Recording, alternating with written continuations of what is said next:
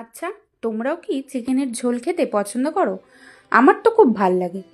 Chicken আলু দিয়ে বেশ হবে সুন্দর ঝোলটা, আর তার সঙ্গে ধোঁয়া ওঠা ভাত।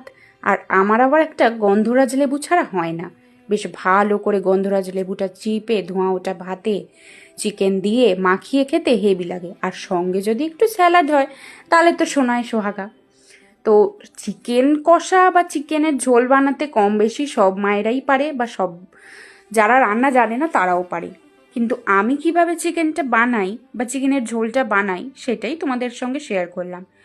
মাংসটাকে আমি নুন, হলুদ, সর্ষের তেল আর দই দিয়ে মাখিয়ে রেখেছিলাম। আর পেঁয়াজটাকে ঝিরিঝিরি করে কেটে তেলের মধ্যে দিয়ে একটু আদা রসুনের পেস্ট দিয়ে মাংসটাকে দিয়ে ভালো করে কষিয়ে কষিয়ে এই কালার এসেছে।